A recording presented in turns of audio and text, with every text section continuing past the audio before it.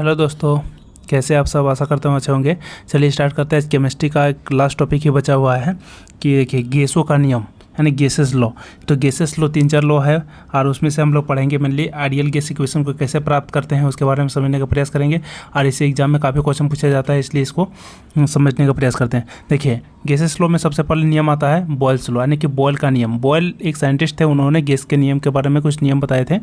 तो उन्होंने क्या नियम दिए थे बॉयल्स लॉ ने? देखिए स्थिर ताप पर यानी कि यदि हम टेम्परेचर को यदि कांस्टेंट रखते हैं तो उस कंडीशन में मान के चलिए कि देखिए कोई एगो मान के चलिए कि एक बीकर है और इसमें जो है गैसेस को मान के चलिए भर दिया गया है, ठीक है। तो इस कंडीशन में क्या होता है कि इसका जो वॉल्यूम होगा वह इन्वर्सली प्रोपोर्शनल होगा किसका?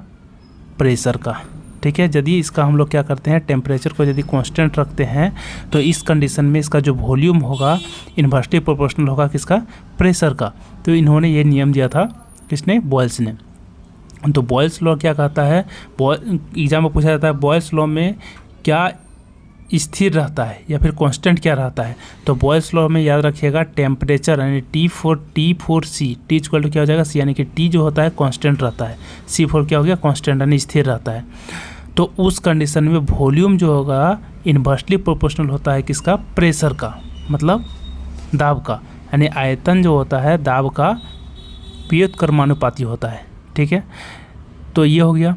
अब देखिए इसका भी इन्वर्सली प्रोपोर्शनल टू किसका है? P का। इसका मतलब क्या हो गया कि यदि इन्वर्सली प्रोपोर्शनल का यदि साइन को हटाते हैं तो यहाँ पर एक कांस्टेंट आता है जिसको हम लोग K मान लेते हैं इंटू 1/P हो गया। अब P को V से गुना कर देंगे तो क्या हो जाएगा? PV इक्वल टू क्या हो जाएगा? K। इसका मतलब PV भी क्या है? एक तरह का K मतलब क्या हो गया? एनी कॉन्स्टेंट, कोई भी कॉन्स्टेंट है। अब हम लोग मान के चलिए कि दो को यहाँ पर मेरे पास क्या है कि बीकर है, दो को मान के चलिए वॉल्यूम ले लेते हैं, ठीक है।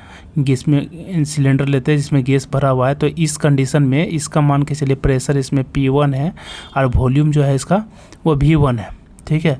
और इसका जो है P2 है और वॉल्यूम क्या है? V2 है।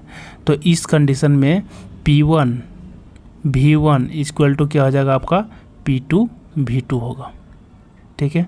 तो P1 V1 equal to P2 V2 जो होगा वो कौन से लॉ के कारण से हो रहा है? बॉयल्स लॉ के कारण से हो रहा है, क्योंकि इसका प्रेशर वॉल्यूम दोनों कांस्टेंट है, मतलब स्थिर है।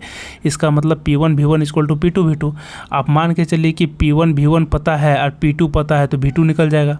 ये भी 4 चीज़ में से कोई 3 चीज़ दिया हुआ रहेगा तो चौथा चीज़ निकल सकता है, ठीक है।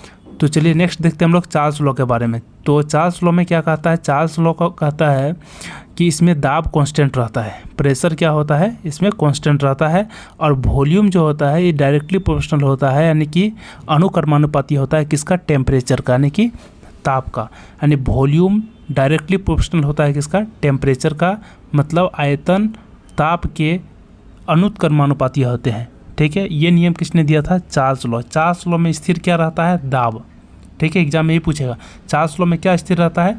दाब स्थिर रहता है। और आयतन जो होता है ताप के अनुक्रमानुपाती होते हैं, यानी डायरेक्टली प्रोपोर्शनल होते हैं, ठीक है।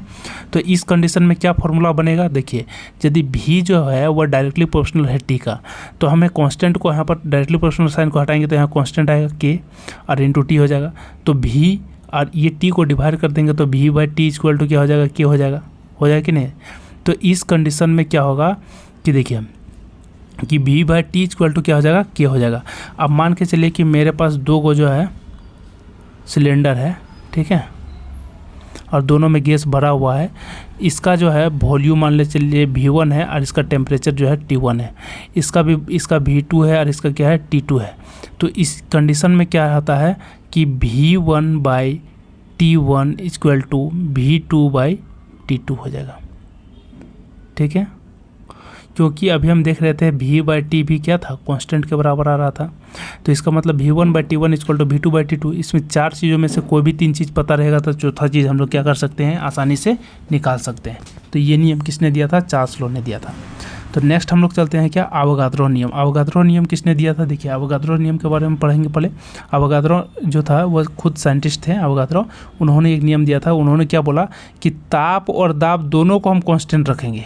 दोनों को क्या रखेंगे? कांस्टेंट रखेंगे। तो volume of the gas is directly proportional to the number of the number of gases molecules, मतलब भी जो होगा डायरेक्टली प्रोपोर्शनल होगा किसका, एन का। यदि हम क्या करते हैं, टेम्परेचर और प्रेशर यदि हम दोनों को कांस्टेंट रखेंगे, ठीक है, तो वॉल्यूम जो होगा नंबर ऑफ गैसेस मोलिकुल्स के डायरेक्टली प्रोपोर्शनल होगा, ठीक है। If temperature and pressure are remains constant then volume must be then equal number of volumes contain the same number of molecules, ठीक है। This law is known as Avogadro law, ठीक है। यदि ताप और दाब को स्थिर रखा जाता है तो वॉल्यूम ऑफ गैस अनुक्रमानुपाती होते हैं, किसके, तो गैसों के अणुओं के अनुक्रमानुपाती होते हैं, ठीक है। तो देखिए सेम इसी तरह का हम फिगर बनाते हैं, दो को मान के चले कंटेनर लेते हैं, गैस भरा हुआ है इसमें, दोनों में क्या है, प्रेशर और टेम्परेचर दोनों कांस्टेंट है। इसका मान के चलिए वॉल्यूम जो है V1 है, इसका वॉल्यूम जो है वो V2 है। इसमें n मोलिकुल्स गैस भरा हुआ है, इसमें भी जो है N2 नंबर ऑफ मोलिकुल्स जो है गैस भरा हुआ है। तो इस कंडीशन में क्या हो जाएगा आप बताइए, तो इस कंडीशन में यही होगा V1/N1 इक्वल टू क्या हो जाएगा, V2/N2 हो जाएगा, ठीक है। तो देखिए आदर्श गैस इक्वेशन को हम लोग कैसे प्राप्त करते हैं, यानी आइडियल गैस इक्वेशन को कैसे प्राप्त करते हैं, इसको पहले समझिए। यानी कि आदर्श गैस समीकरण, आदर्श गैस का समीकरण क्या होता है, आइडियल गैस इक्वेशन क्या होता है, तो देखिए सबसे फर्स्ट में हम देखे थे कि भी जो होता है इन्वर्सली प्रोपोर्शनल होता है किसका, प्रेशर का, ठीक है, होता है। ये किसने दिया था, तो ये बॉयल्स लॉ ने दिया था। बॉयल्स लॉ ने क्या बोला था, टेम्परेचर जब हम कांस्टेंट रखते हैं तो वॉल्यूम प्रेशर का इन्वर्सली प्रोपोर्शनल होता है, ये दिया था बॉयल्स लॉ ने। चार्ल्स लॉ ने क्या बोला था, चार्ल्स लॉ ने बोला था कि हम प्रेशर को कांस्टेंट रखेंगे, प्रेशर को कांस्टेंट रखेंगे, वॉल्यूम जो होगा टेम्परेचर के डायरेक्टली प्रोपोर्शनल होगा। और एवोगाड्रो लॉ ने क्या बोला है, प्रेशर और टेम्परेचर यदि हम दोनों को यदि हम कांस्टेंट रखेंगे तो वॉल्यूम जो होगा नंबर ऑफ मोलिकुल्स के डायरेक्टली प्रोपोर्शनल होगा।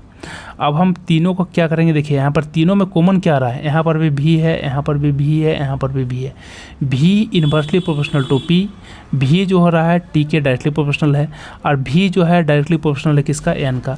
इसका मतलब क्या कि यदि हम तीनों को मिलाएंगे, मतलब इसको और इसको तीनों को मिलाएंगे तो इस कंडीशन में भी जो होगा डायरेक्टली प्रोपोर्शनल होगा किसका, तो देखिए भी जो होगा 1/p और इधर क्या हो जाएगा टी और गुना एन। इसको समझने का प्रयास कीजिए। देखो भी लेफ्ट हैंड साइड में भी है, तो भी जो होगा डायरेक्टली प्रोपोर्शनल होगा किसका, 1/p गुने टी का और गुना एन का। मतलब आप तीनों को मिला देंगे तो भी को हम बोल सकते हैं ना एक इक्वेशन में कि भी जो होगा पी के इन्वर्सली प्रोपोर्शनल है, भी जो है टी के डायरेक्टली प्रोपोर्शनल है, और भी जो है वही एन के क्या है, डायरेक्टली प्रोपोर्शनल है। यदि हम तीनों को मिलाएंगे, इसको और इसको यदि मिला देंगे तो बोल सकते हैं। तो अभी यहाँ पर वही चीज़ हम समझाने का प्रयास कर रहे हैं। देखिए equation number 1, equation number 2, equation number 3, by combining equation 1, 2 and 3 we will get, हम लोग प्राप्त करेंगे, क्या प्राप्त करेंगे, तो भी जो होगा वह डायरेक्टली प्रोपोर्शनल क्या हो जा रहा है यहाँ पर कि 1/p गुने 1t इंटू एन।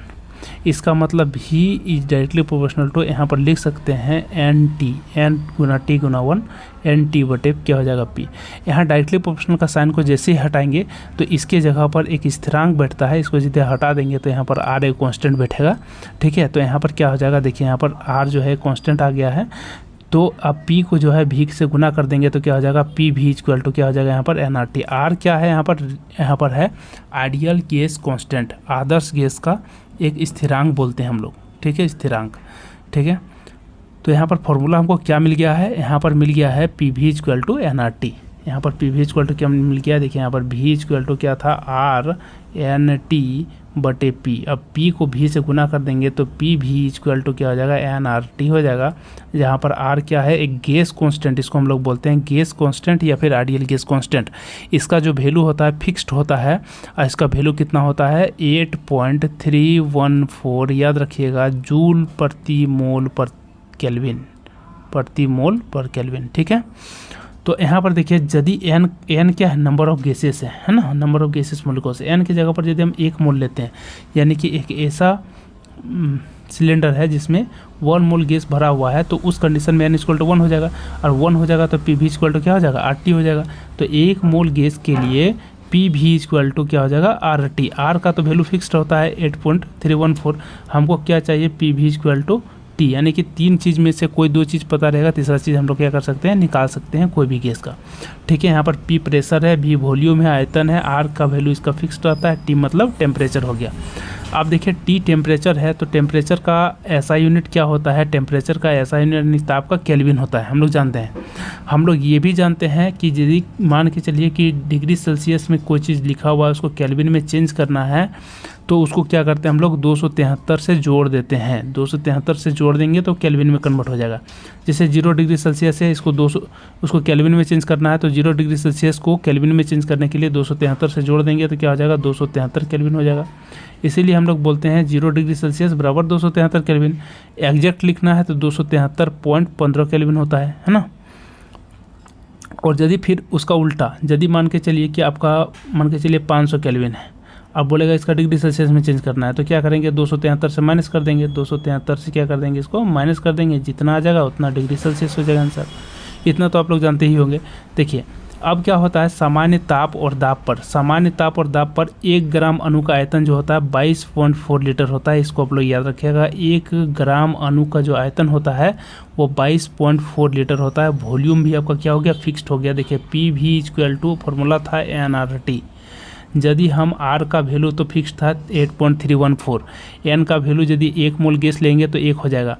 आप देखिए V का वैल्यू जो होता है 1 ग्राम अणु के लिए कितना होता है, 22.4 लीटर होता है। तो V भी हम लोग को पता हो गया, यानी 3 चीज़ यहाँ पर पता हो गया है। अब हमको क्या होगा, P और T यदि पता, एक कोई भी चीज़ एक चीज़ पता रहेगा तो तीसरा चीज़ हम लोग निकाल सकते हैं। नेक्स्ट हम लोग देखते हैं क्या कि एब्सोल्यूट जीरो टेम्परेचर, यानी कि परम शून्य ताप। परम शून्य ताप किसे कहते हैं, यानी परम शून्य ताप जिसको बोलते हैं एब्सोल्यूट जीरो टेम्परेचर। तो देखिए कोई भी चीज़ को हम लोग गर्म करते हैं, जैसे मान के चलिए लोहा को गर्म कर रहे हैं, तो पहले हम लोग स्टार्ट करते हैं क्या, 1 डिग्री 2 डिग्री 3 डिग्री, फिर धीरे धीरे बढ़ते जाता है। कब तक गर्म करते हैं, जब तक ये पिघल न जाए। ठीक है, तो बहुत हाई टेम्परेचर पर गर्म करते हैं।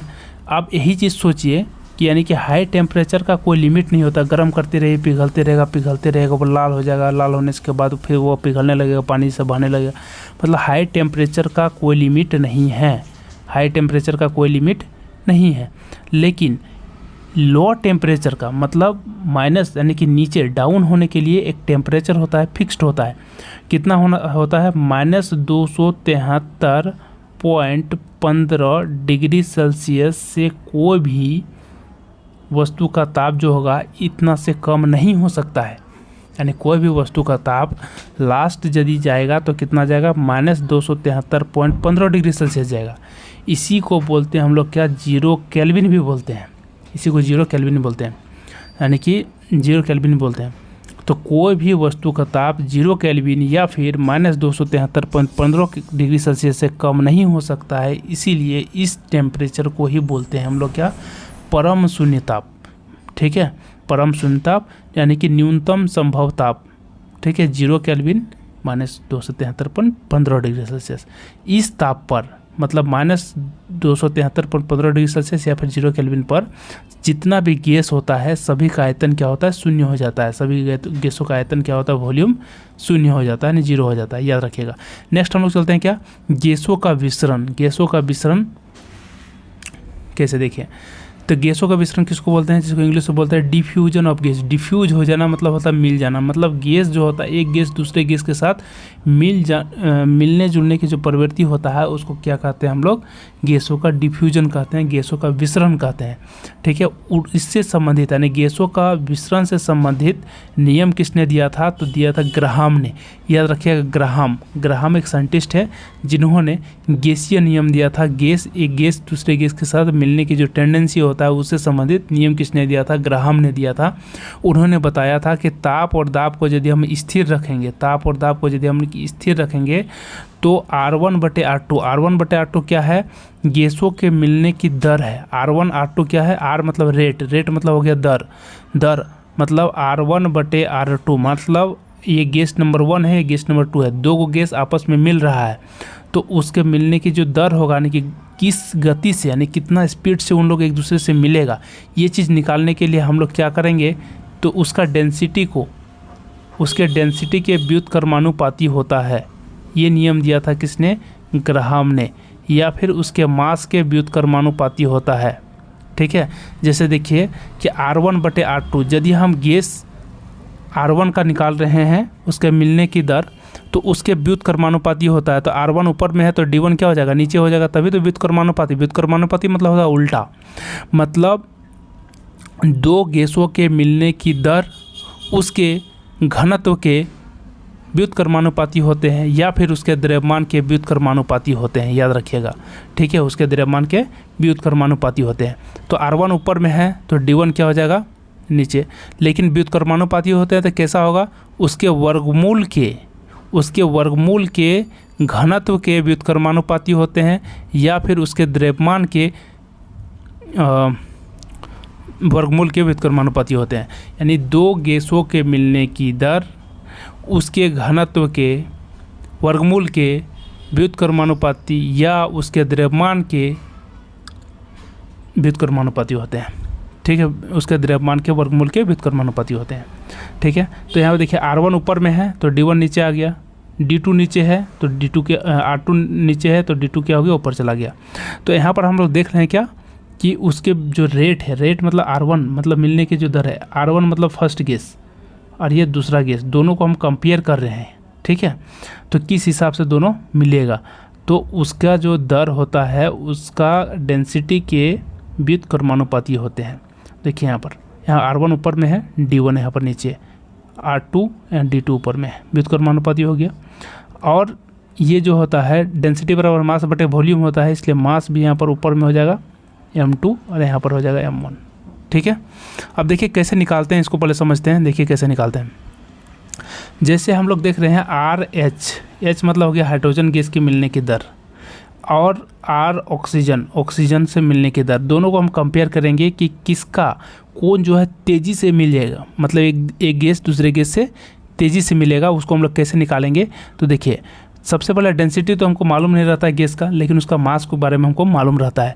तो देखिए ऑक्सीजन गैस है तो ऑक्सीजन फार्मूला क्या होता है, RH/RO। तो जिसका O यहाँ पर देखिए RO है यहाँ पर है, तो यहाँ पर लेंगे हम लोग क्या, MO, ठीक है। और RH यहाँ पर है तो यहाँ पर लेंगे हम लोग क्या, MH, ठीक है।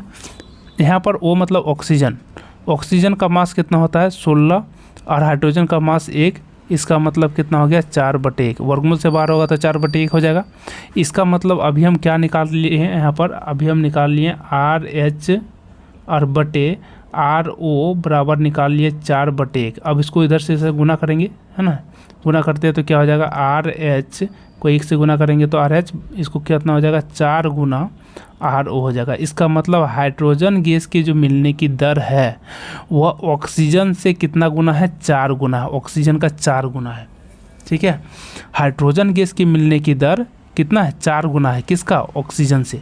ऑक्सीजन से कौन ज़्यादा है, 4 गुना तेज़ी से मिल सकता है, कौन, हाइड्रोजन, ठीक है। हाइड्रोजन गैस 4 गुना ज़्यादा स्पीड से, ज़्यादा गति से जो है और हाइड्रोजन गैस ऑक्सीजन की अपेक्षा 4 गुना तेज़ी से वह दूसरे गैस से कंबाइंड हो सकता है, मिल सकता है, ठीक है। तो देखिए यहाँ पर वही चीज़ निकाला गया है। यहाँ पर देखिए फॉर्मूला को आप लोग देखिए, RH/RO यहाँ 16/1 4/1 आ गया है। इसका मतलब यहाँ पर क्या हो गया, RH/RO मतलब 4/1, मतलब हाइड्रोजन गैस की विसरण की दर 4 गुना है किसका, ऑक्सीजन के विसरण की गति से, ठीक है। विसरण का मतलब होता है डिफ्यूज करना, मतलब एक दूसरे से मिलना। तो आप लोग कोई भी गैस का एग्जांपल यहाँ पर ले सकते हैं और एक दूसरे से आप लोग निकाल सकते हैं, कंपेयर कर सकते हैं कि कौन फास्ट जो है एक गैस दूसरे गैस के साथ मिल सकता है।